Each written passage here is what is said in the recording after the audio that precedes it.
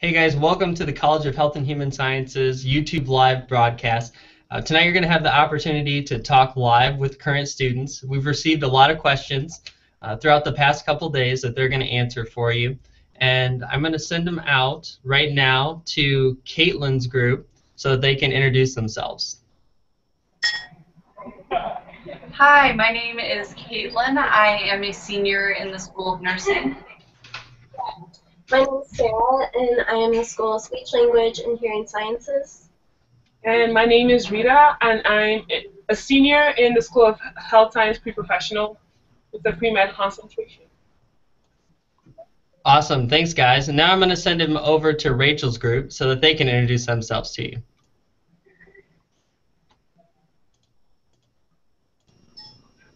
Hi, I'm Rachel. I am a junior in Movement and Sports Sciences.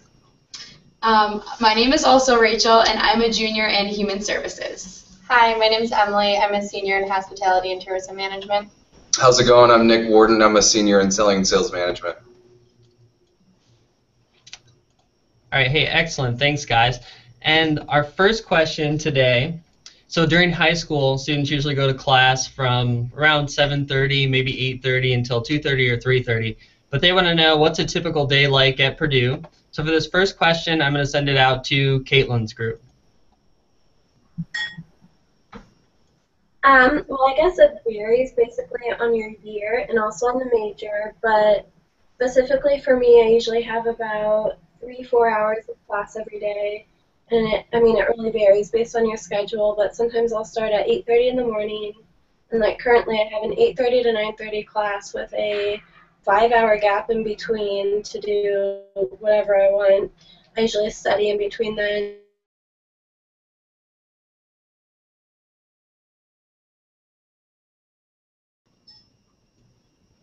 And then if you're in a lab, that could run for about 2 to 3 hours.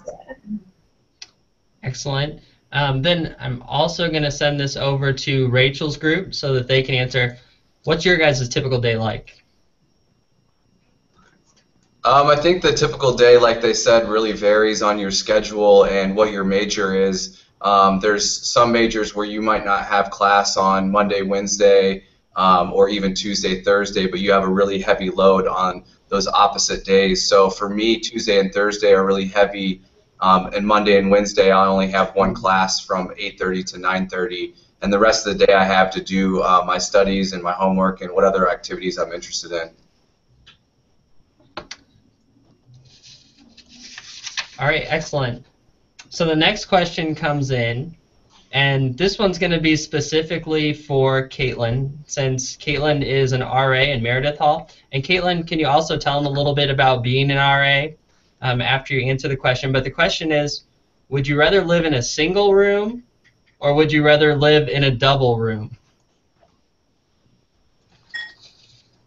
All right, so like John said, I'm an RA. That's a resident assistant.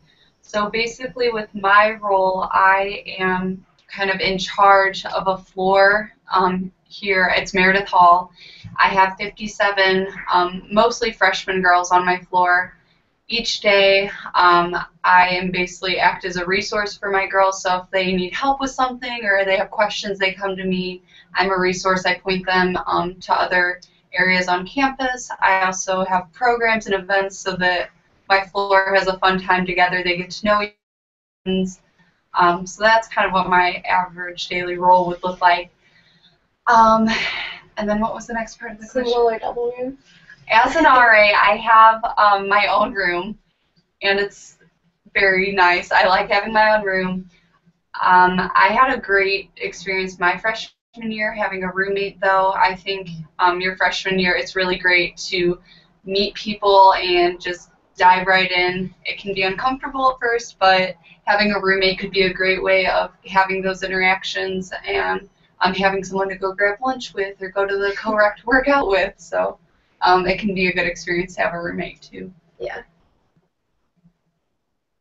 Excellent. So if any of you in Rachel's group that lived on campus, would you like to tell them your opinion on should you have a single or should you be with a roommate, your freshman year specifically? Yeah, sure. I would say that I would definitely go ahead and do a roommate because it's almost like having a built-in friend. And coming to college can sometimes be scary if you don't know a lot of people or you don't know anyone at all. And you and your roommate kind of bond right off the bat because you're living with each other. And it can really help to make those first couple of weeks be fun and less intimidating. So I would say go for it, get a roommate. Excellent. So then the next question that they have for you, and we'll send this back to Rachel's group to start, but do your guys' professors, do they take time to actually work with you one-on-one, or are they just kind of there during class? So just talk a little bit about your interactions with some of your professors. And again, it's going to Rachel's group. I think once you're in your specified major, your classes tend to be a lot smaller, so you're able to have that one-on-one time with your professor, and all the professors give you their office hours, so you're able to see them outside of class too. Whereas if you're in a prerequisite class and you have around sometimes 200 people in your class, it's harder to have that one-on-one experience. But that being said, if you take the initiative to go to a professor's office hours and ask questions in class, it is possible to be on a first-name basis with your professor. You just have to take the initiative. I'd also just add that there's usually teaching assistants that are always there to provide help as well. The teaching assistants usually have taken the class and sit in class, and so they're aware of all the assignments and the different tests and things like that. So they're usually able to meet with you outside of class as well.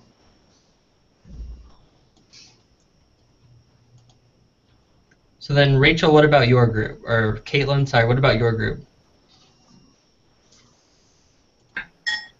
I'll say the thing is the professors actually love when you actually come to them, email them, and like set up a time to meet them. I've taken a lot of big classes, but that still didn't change the fact that they actually love when you would like take the time to come and talk to them, and because they help you with different things, not only with like your actual class, but they can also help with leading you, if you're in that major, leading you through the right steps or helping you with letters of recommendation. So they really do enjoy you coming to talk to them because it can help both of you. Yeah, definitely, as the other group was saying, you must take the initiative. Yeah. Because when you are sitting in those lectures of 200-300 people, it can be very intimidating. But don't be afraid to go up to them after the class and just introduce yourself or send them that email and checking out their office hours because they are available if you seek it out. Yeah. So then you guys talked about some large classes. While we're here, we're going to stay right with you guys. What's the smallest class that you've had here at Purdue? Currently, I am in nursing clinicals. So the way my clinical is set up, it's 8 students to 1 professor. So with nursing, after you start your clinical rotations your sophomore year, it is a much more intimate setting where the professors seem much more open and they will know your name and they will know if you don't show up to class, they will know it. So, so that's the smallest class that I have. For speech, language, hearing sciences, I'm usually in about 20 to 40 people per class. I know I had an English class, and that one was about 12 people, I think, and then I had a Spanish class, and that one was also 10, 12 people. So they're generally pretty small, except for maybe those few biology classes or like the really big ones that everyone seems to take. Yeah, and I've been in like a lot of biology, chemistry, and physics classes. Those are really big, but my smallest classes have been like my electives, like English and my comm class right now, and it's about 20 to 25 people. So, yeah. Very good. I'm going to send that same question over to Rachel's group. So what's the smallest class that you guys have had so far here at Purdue? Like the other group said, my smallest class within my major has probably been around 20 people, but even like from freshman year, I was surprised that my math class, even though it was a pretty general class, still was small sections of like 20, 25 kids, and my TA knew who I was. Yeah, for me, my major-specific classes are probably also 20, 25, up to 40 students depending on the course, but our lab sections are only open for 12 students at a time, so that gets to be pretty small, and I like that because then you get to know the students and you get to know them pretty well, and you know your TAs and your professors in those classes get to know you because they're smaller. But I've also had an English class that was also only about 12 students big, so. Most of my HTM classes have around 60 people, but that's just because it's in our specific building. But we do labs where that number gets a lot smaller and it'll be around 20 people. And like everyone said, I've had comm classes and Spanish classes where it's been around 15 to 20. So it just depends on what kind of classes you're taking. Yeah, most of my classes are also around 20 to 30 people. Very cool. So then we're going to go to the next question. There have been a lot of questions about hands-on activities when you're here at Purdue. So we know at Purdue you get a really good academic base, but can you guys tell them about some of the hands-on things? And since Rachel, since you were just at the co-rec working, I'm going to send this one over to you and let you start with that. Okay, so I work at the co-rec. I teach group fitness classes. We have a program called Group X, and we have everything from insanity to yoga to Pilates. It's all across the board, but we have an amazing facility to go work out in, and they have late night events. We have a really cool rock climbing wall. We have a rec pool. We have like 3 floors to work out in. There's just endless of things to do there, and I get to work there, which is really fun. And like John said, I was just teaching a group fitness class, so hence the attire. Definitely. And can you tell them again, how does that relate to your major? Well, I'm a movement and sports sciences major, and I eventually want to go to physical therapy school. And working in a group fitness setting helps me understand how the body works. And I took an exercise physiology class last semester, and I use those kinds of concepts in my classes when I'm planning them for different muscle groups and just like how the exercises fit together. And I taught a metabolic conditioning class that was really cool because I learned the science behind it in my exercise physiology class of why that class was formatted the way it was. So it's all interrelated, and it's really cool because it is hands-on, and I'm the one that's planning and teaching these workouts, but there's real science that's behind it that I've learned in class. Very cool. And Nick, can you talk about your summer internship that you just had? Yeah, I'd love to. So I had a summer internship in Indianapolis. I was working downtown on Monument Circle, if any of you are from the Indianapolis area. I worked at a company called ExactTarget. They're a marketing software company. They focus on email, mobile, and social marketing, and they're really innovative product, a really cool software company. They're really trying to increase the technology scene in Indianapolis. They were acquired by another large company called Salesforce.com. So they have a lot of upward mobility, and it was just a great experience to live in a big city, get to know the feel of a downtown area and all the opportunities there. Excellent. And Emily, can you talk to them about HTM, maybe a little bit about the John Purdue room? Right. Within HTM, we do a lab throughout the John Purdue room where each student has the opportunity to serve. We do preparation work in the kitchen, and we also rotate through positions throughout our quick serve bistro area.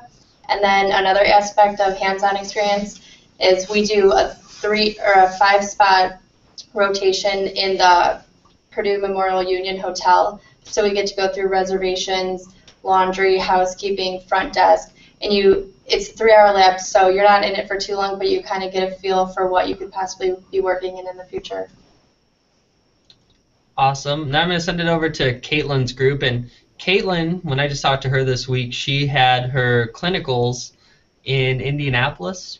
So let's start with you and hear a little bit about the things that you were doing. Yeah, with nursing, we have clinical experiences. So starting your sophomore year, you'll be placed in a location. Sophomore year, you'll start out locally at a facility here in Lafayette, whether it be a nursing home or a hospital unit. And then your junior year, you'll go through other rotations. You'll go through a psych rotation, medical surgical rotation, and those Lafayette or Indianapolis. And now senior year, I'm able to do a pediatric rotation And I am also doing a public health rotation, so visiting the homes of residences in the area. So with those, most times you get to work with nurses and see what a daily activities would look like for being a nurse and just learning that role. Anything that either of you two ladies would want to add to that? Well, the question I think was more for on-campus, just kind of events to do and things. And so I'm thinking specifically Flicks on Valor. We have PISA up here, which is the Purdue Student Union board, and they just kind of arrange activities for everyone to do here on campus. And so Flicks on Valor, they have movies that play like every other Friday, I know, and they're usually recent movies, and it's fun to go to those. And it's really also fun to get involved with all the football games and basketball games and volleyball, soccer. It's just fun to go to those. And I mean, they have deals and stuff for students, so it's not that expensive to go to those, and it's just fun to hang out with friends and do that. Very cool. And then what about for you guys? There's a question about study abroad. So if any of you have studied abroad, or if you've gone on other trips, I know that Catherine, who just joined us, so I'm going to throw this over to her group so that she can introduce herself. But Catherine just went on a trip. It wasn't a true study abroad, but I think it was to Seattle. So I'll let her tell you a little bit, introduce herself, and then tell her a little bit about that, and then pass it off to the others. All right. Well, my name is Catherine Bate. I am a senior retail management here at Purdue with a minor in OLS. And this past week, I went on a trip with 9 other people from the retail management major to Seattle for the Shop.org Summit. And it's sponsored by the NRF, which is the National Retail Federation. And at the Shop.org event, we got to do, basically it started off as different kinds of panels by industry professionals. Let's see, there were executives from places such as HSN, Blue Nile, Amazon, Starbucks, Nordstrom. Actually, J.B. Nordstrom was one of the speakers, which was really fantastic to hear him talk about his brand. He's one of the most honest executives I ever got to meet. So that was really fascinating. And then we got to do a mentor group where we sat at different tables with different people, and at each table there was a big executive from a company. So the first table I was at was the head of e-commerce for Macy's. And that was really cool, getting to talk to him one-on-one and doing icebreakers with him. That was a little awkward, but a lot of fun to get to know him on that level. And then after these panels, we got to do a small career fair. And at the career fair, we had Amazon, REI, Nordstrom, Starlet's Hub, Kohl's, Macy's, Urban Outfitters, Belk, and I believe Dick's Sporting Goods and Walgreens as well. And so you actually got to go up and talk to recruiters from there, connect with them, got to make a lot of really great connections on LinkedIn, and got to connect with other students as well from all different types of schools. So it was a really wonderful event, learned a lot about the industry, and got Purdue's name out there, and got to let them know that there's more to Purdue than just engineers, because everyone thought we were engineers. But it was a great time. Excellent. And I think Rachel, you're getting ready to study abroad, so could you tell them a little bit about that? So I am going to Florence, Italy for a semester next spring, this upcoming spring I should say. I leave in January, and I'm going to be taking a lot of my general elective classes, like I'm fulfilling my cultural and diversity credit while I'm over there, and I'm also going to be taking a psychology class, and it's just going to be kind of a easier semester, but I'm still going to be taking lots of academic classes, and I'm really excited to go abroad. And it took a little bit of working with my schedule, but it's definitely possible even if you're in a science major. I've had to take all the biology, chemistry, physics. I've done all those classes. I want to go to professional school, but it is something that's possible in your time at Purdue to fit in and still graduate in 4 years. I'm still on time even with taking a semester abroad. So I'm super excited. I'm probably going to blog, so keep an eye out. Is anyone else planning to study abroad? So, Caitlin, you're planning to study abroad? I actually did study abroad. Last spring break, I did a week in Rome.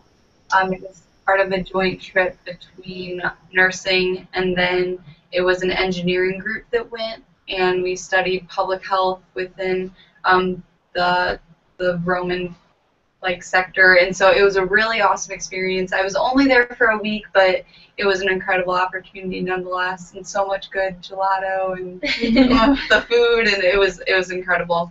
And it was really neat because Purdue did organize this multidisciplinary trip where I learned a whole bunch about engineering and just systems analysis and everything that I wouldn't have known otherwise. So it was a really great experience. Yeah, and I was also looking, I went to the study abroad fair, and I was actually looking at the same program. They do accept people who are not in nursing and engineering as well, so it's cool to know that you can actually do that if you're interested in like the public health sector and, you know, just learning more about it. It's also kind of cool too, the speech language hearing sciences, they've never really had a study abroad program, but the last couple of years they've actually been going to Zambia, Africa, and they have a hands-on kind of clinical Maymester study abroad program. You know, you just get to do audiology and speech pathology things with the Zambia people, and it's just everyone, I haven't gone, but everyone has loved it, and they're really trying to get the word out there about it, so look at that. Very cool. Yeah, study abroad is, there's a big push for it right now at Purdue. The Dean of Health and Human Sciences would like to see every student study abroad in their time here. And to help with that, each year we grant $1,000 scholarships through the John and Emma Say Fund. You have to apply. They are competitive, but last year we only had 23 applications, and we were able to grant 17 scholarships to help students study abroad. The year before, there were 26 applicants, and we were able to grant 19 students $1,000 to help study abroad. And Purdue's also doing travel grants right now, so if you can write 100 words on why you need the money. Right now, students who are doing no credits get $1,000. Students doing 1 to 5 credits will qualify for $2,000, and students doing 6 or more credits, so those are those department-led trips that they were talking about. And in Health and Human Sciences, we have 21 trips right now. We have partnerships with engineering, nursing, as we talked about. Nursing and engineering also went and they helped create clean water for different villages that didn't have a ready water supply, and other units across campus as well. But all of them would qualify for the $3,000 grant, except for one that only goes for 10 days over spring break, and that qualifies for the $2,000 right now. So Purdue's doing a lot to try to make study abroad affordable for all students and increase the opportunities that they have in that field.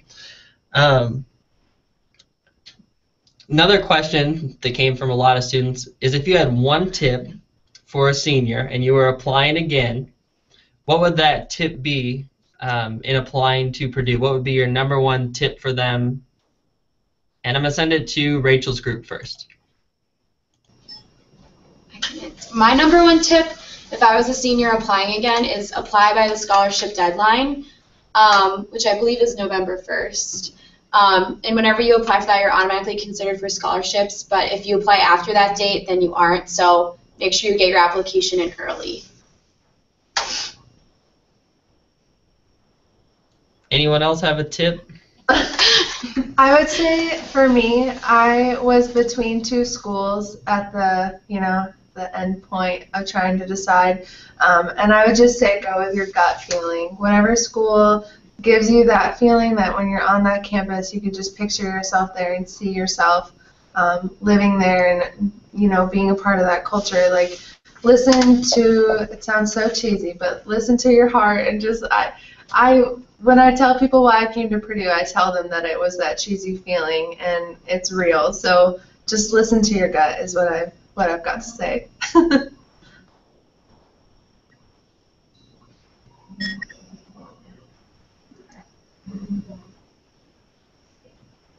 What's one tip from Caitlin's group that you would have for students who are applying?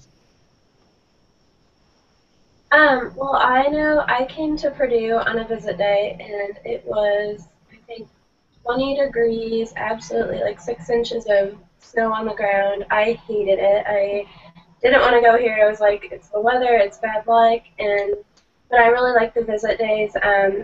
Just having the on-campus experience, just, seeing the location and how the campus works and all that. It was really helpful doing that. So I would definitely recommend a visit to the campus if you can. If not, I know there's other ways. Some professors even go to the links or tour guides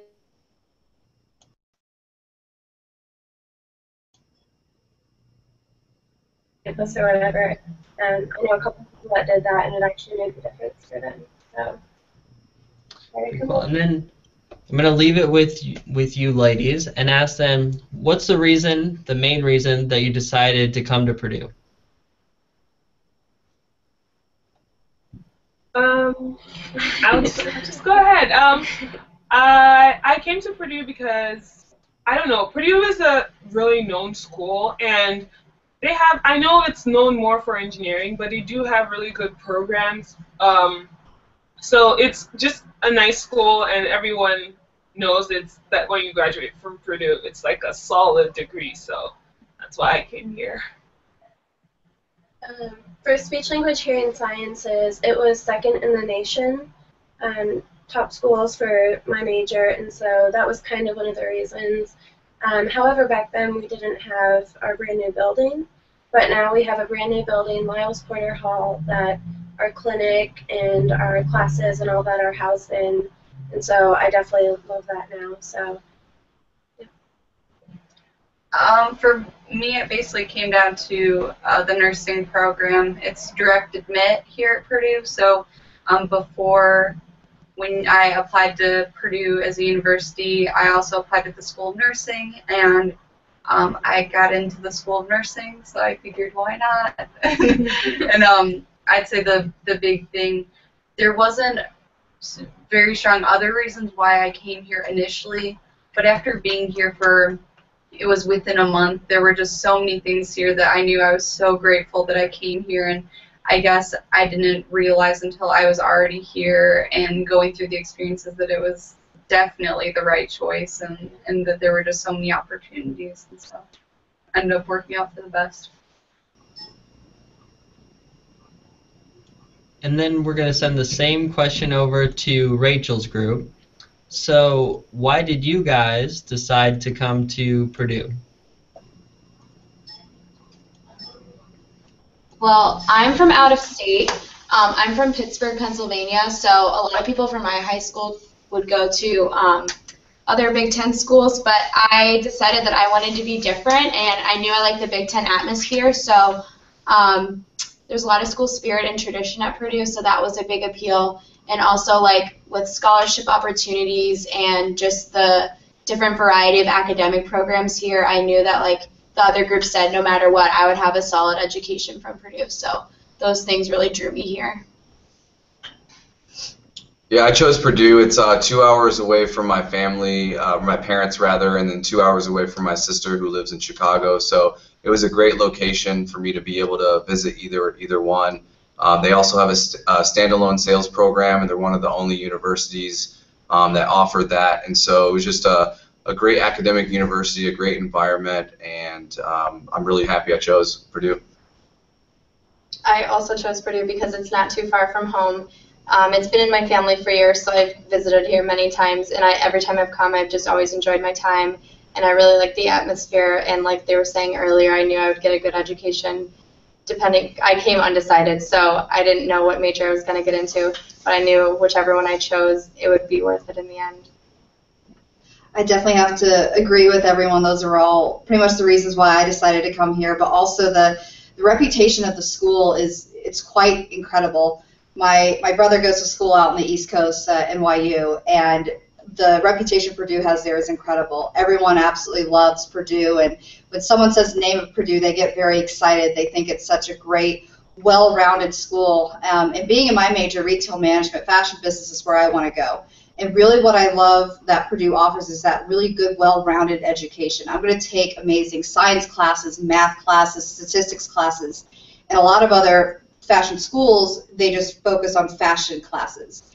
And having this well-rounded education is really going to make me stand out in the crowd when people see that Purdue University on my resume, it's really going to make all the difference. And also, you really can't beat the atmosphere on this campus.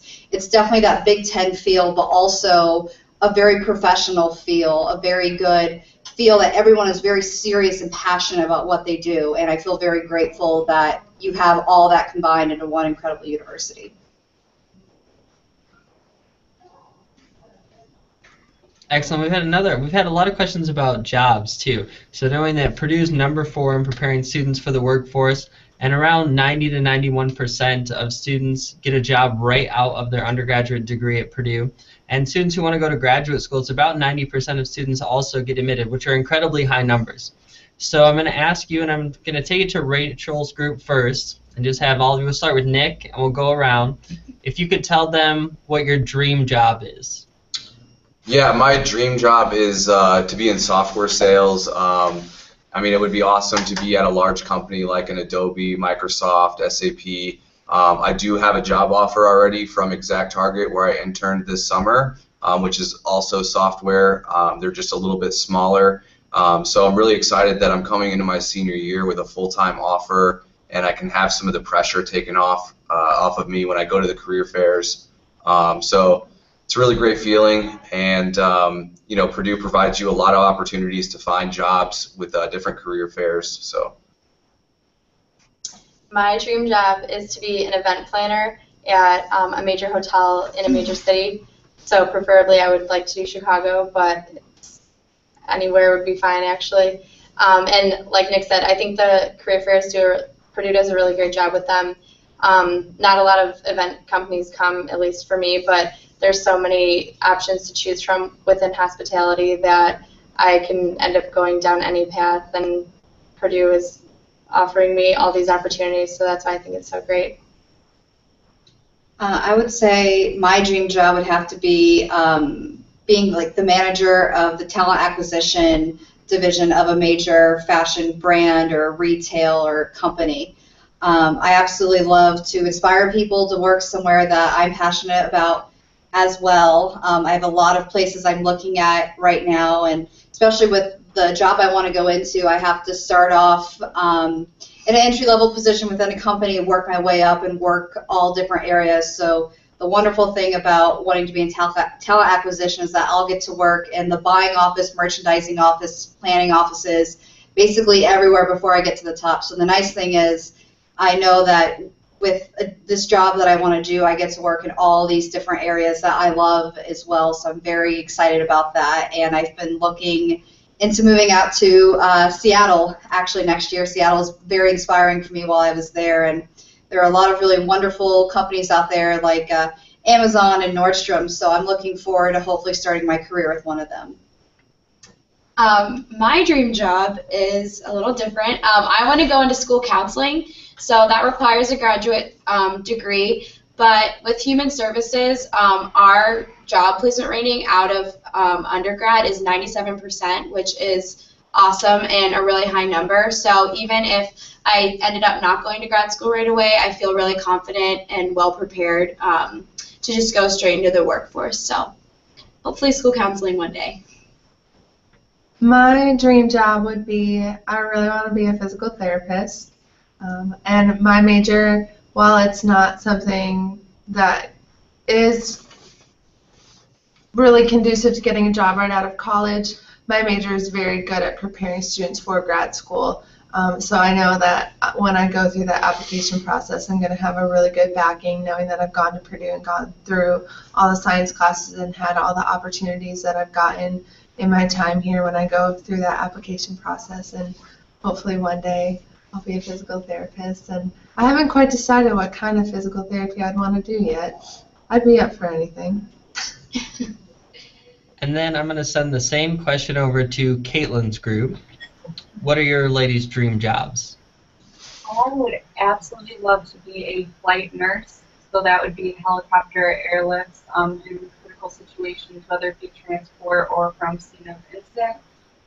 This would require many years of working with ICU or potentially emergency department patients. So I would love to get a job there initially and gain expertise working with patients. So I would love to end up being a flight nurse.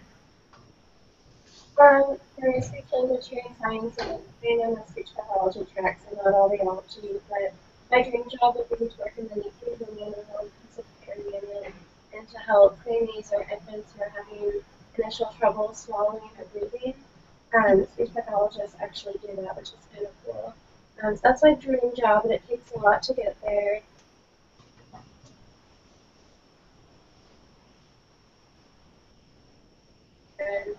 But either way, you have to go to grad school. But Purdue is really prepared me to go to grad school and hopefully get the degree I want. For me, I want to be a physician. That's my dream job. I'm not really picky about which exact type of doctor I want to become because I'm keeping my options open. And besides, a lot of people going into med school, they don't have to have like a specific concentration yet. But I'm really interested in some kind of pediatric or cardiology route. So, yeah, I want to be a physician. Very cool. And then, what's your favorite Purdue memory? And we're going to send this one over to Rachel's group first.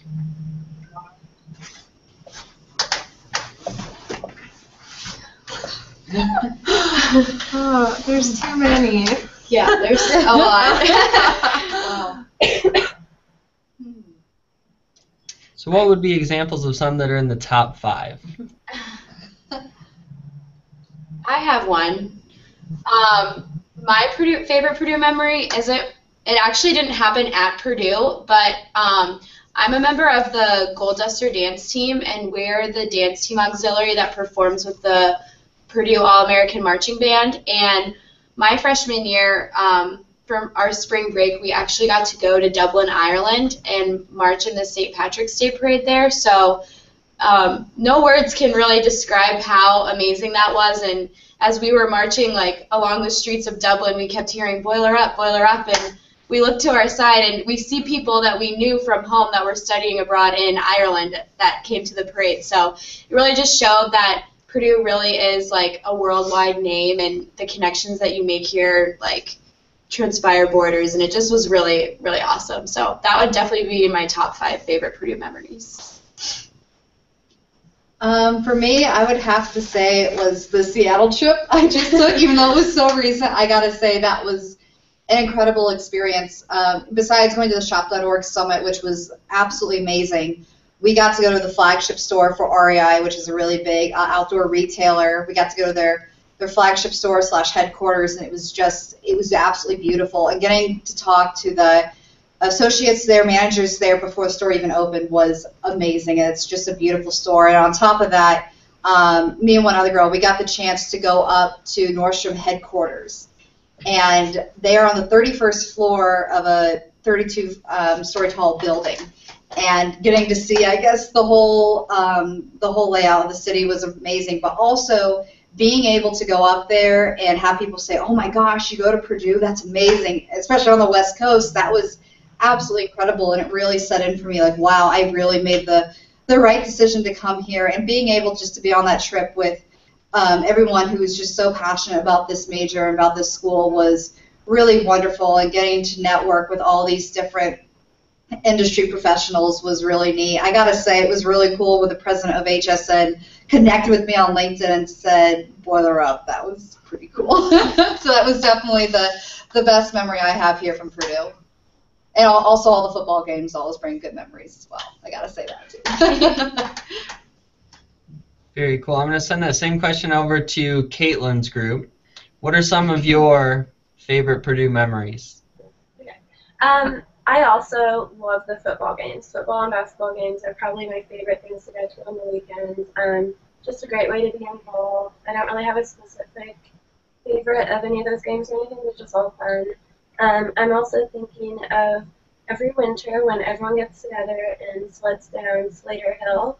It's just one of the local hills we have, and everyone just kind of gathers and sleds down the hill, and it's just really fun. So I think I did that. Well, I've done it every year, but freshman year was definitely a good time.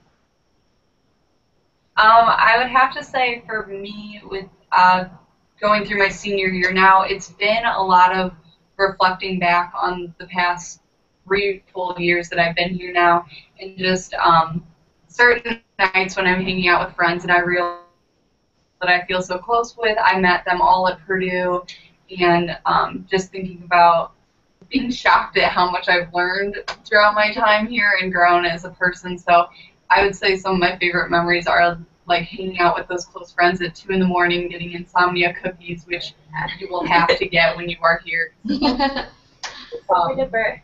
Silver Dipper, so good. Ice cream. So yeah, just realizing what a great experience overall I've had here.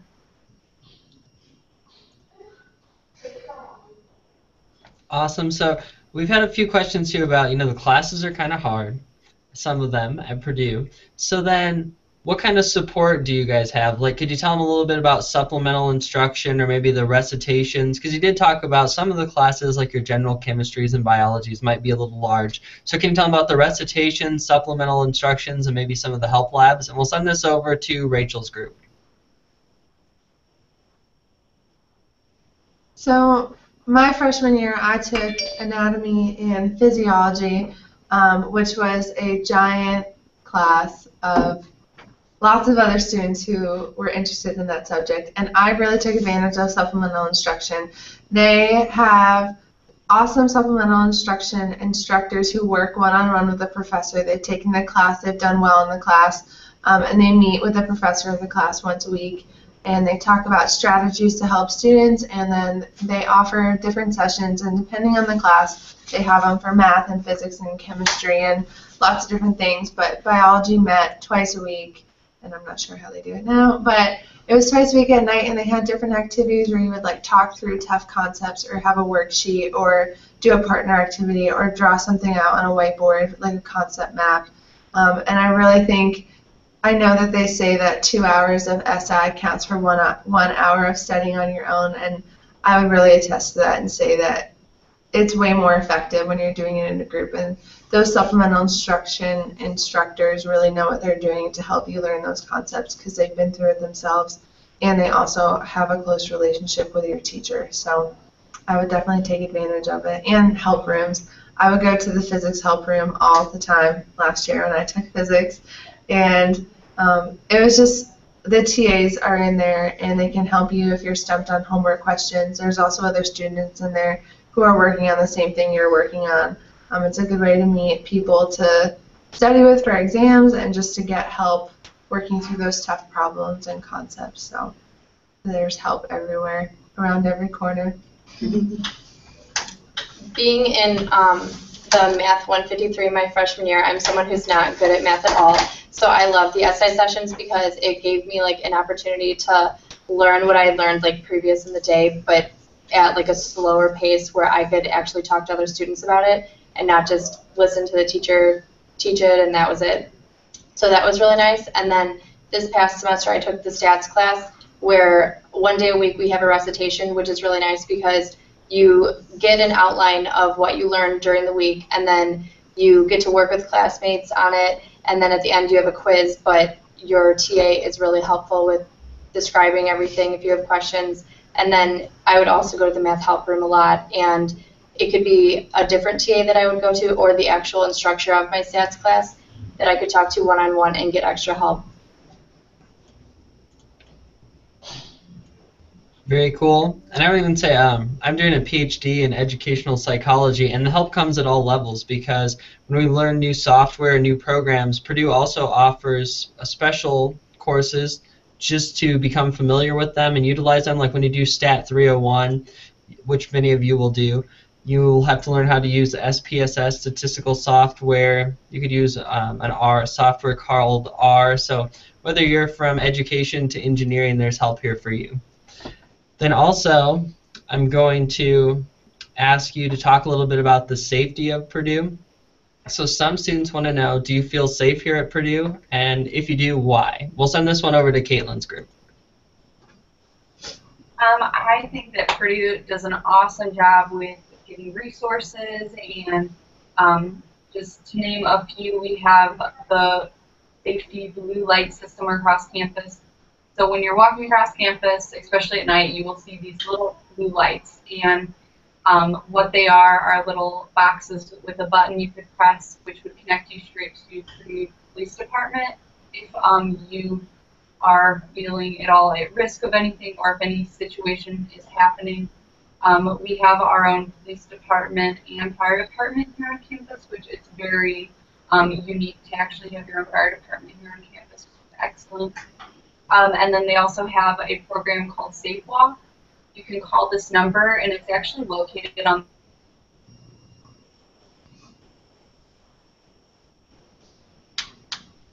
campus at any time, and especially at night if you're feeling unsafe or uncomfortable. Then they have student patrol officers that will come and actually escort you wherever you're walking across campus, and just as safety measures. And then we also have a Purdue text alert system. And if there's any situations here on campus, it's Purdue's way of communicating across campus what the situation is, if there's certain areas that need to be avoided, or if extra safety precautions need to be taken. Yeah, and that can also be sent to your email, which is handy. And I also know I was worried about theft and that kind of stuff when I was here on campus. First thing when I came here, I registered my laptop and my bike, and you can register pretty much anything you want, but you register it with the police department. And so if it's ever stolen, you can tell them, and they will look out for it, and they're really good about that. So it's a big to know. Very cool. And then now we have some questions about technology. So obviously everyone is streaming in to watch this broadcast of you guys and learn what it's like to be a Purdue student. So we're all up on technology. We had a group of high school students here today, and when they went into their last session, all the outlets were plugged in, filled with iPhones that were charging because they were afraid that they were going to go dead on their bus ride home. So with technology, we have some really cool things here at Purdue that I wish we had even when I was an undergraduate a few years ago. One is called Hot Seat, and it's a program that was designed here at Purdue University for students to utilize, especially in large lecture type rooms. So I'm going to send this one over to Rachel's group, and I'm going to ask if someone can talk to them about the Hot Seat program. Yeah, I used Hot Seat in one of my economic classes, and the teacher basically used it as extra credit, so it actually really ended up helping me out. It was sort of her way to track attendance because it was a larger class, and you know, she doesn't take attendance, but she wanted to give an extra incentive to the people that were actually there at class. So we would go over a lesson, and then she would post a hot seat question, and if you got the answer right, or actually I think even if you answered it at all, you were awarded 1 point extra credit. So it was more or less just participation, but then she went over the answer in class, so if you got it wrong, you were still able to understand what the question would be, and then she would use those questions later on in the exams. So it was a good way to understand, you know, what types of questions were going to be asked for your future test. And can you tell them a little bit more about kind of a basic description of what is Hot Seat? Yeah, so Hot Seat is basically an application. You just look it up on your phone. They have it on Android as well as iPhone. I mean, you could download it right now. You just wouldn't have very much usage. But the instructor sets up like a link that you can press on the application to the particular class that it is, because you might have multiple classes that use it. And then the question will be proposed through that application. So you can see it online. It's sort of like Twitter, where you can get online and see your Twitter feed and what you've tweeted, but you can also see it on your mobile device. So when it's on your mobile device, you would just select the answer after you worked out the problem, and then they would have a tracking system that showed that you were the user that selected an answer, and therefore you get the extra credit.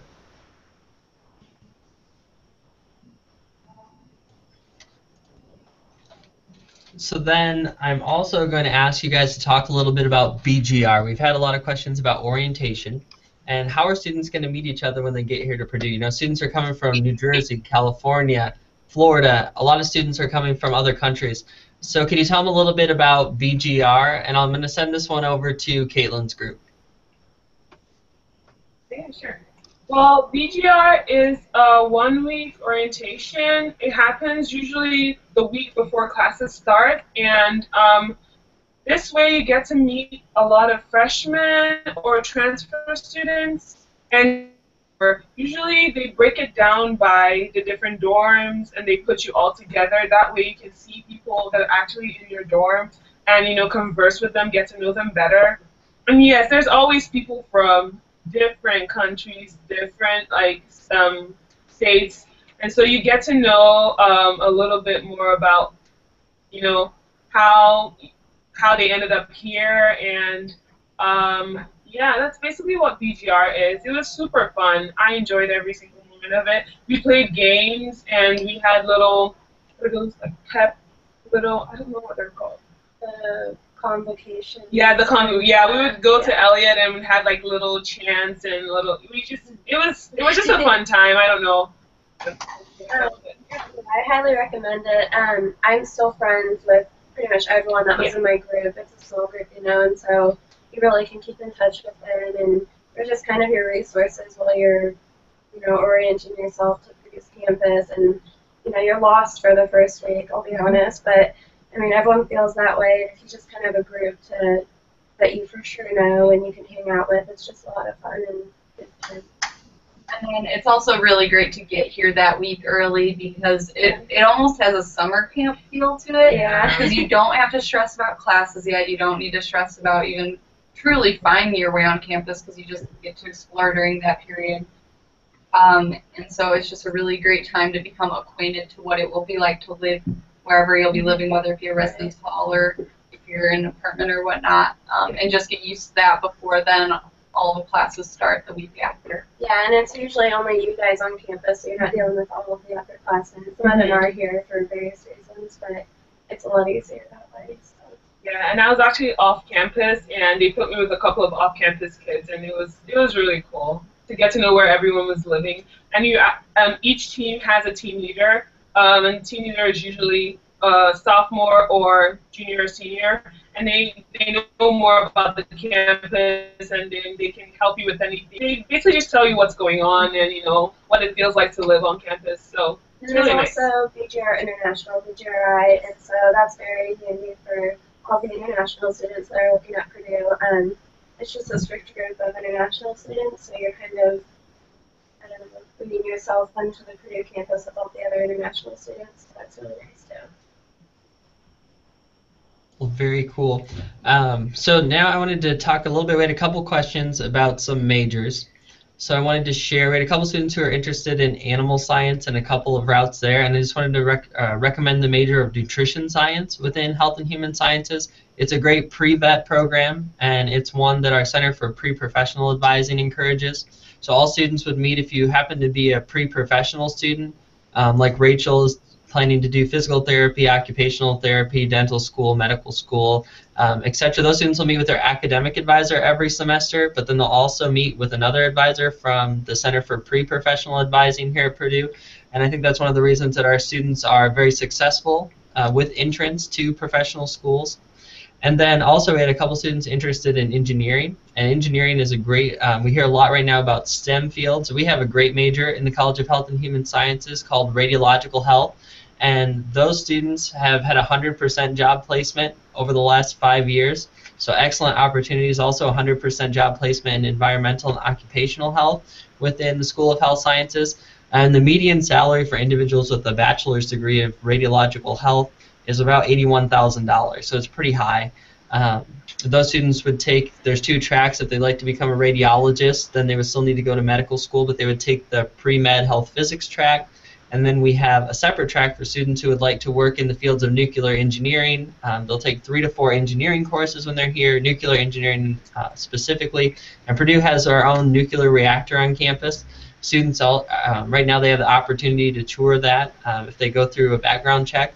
So if any of you would like to visit campus, learn more about our majors, visit with our students, please email hhsundergrad@purdue.edu. And we'd also like to remind you to, no matter what major you're applying to at Purdue, to make sure that you submit a complete application by November 1st. As long as you have a complete app by November 1st, you're considered for all the scholarships that some of the students talked about earlier, and you also are in the first pool of decisions. So you'll receive your admissions decision by December 12th. And I think that'll be it for us for tonight. So I would just like to say thanks for joining, and I'm going to send it over to Rachel's group so that they can tell you all goodbye. Bye, guys. See ya. Thank you. Boiler up. Caitlin's group. Bye. Have a good evening, everyone. Thanks for joining us.